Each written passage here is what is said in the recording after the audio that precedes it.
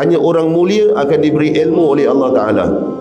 Para ulama ada menyatakan orang celaka tidak akan diberi ilmu kefahaman dalam agama. Orang yang celaka. Jadi mereka gunakan apa? Tafakkaru fi sa'ah khairum min ibadati sanah. Bertafakur sesaat lebih baik daripada beribadah setahun. Mereka gunakan itu. Itu hadis Nabi SAW, betul.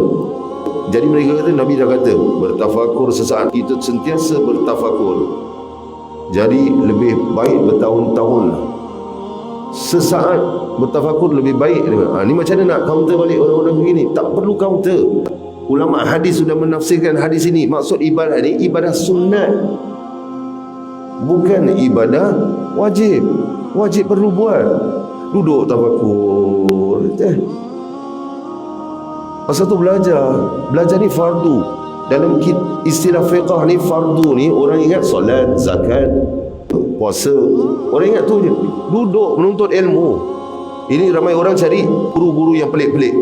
Dia nak tengok magic-magic.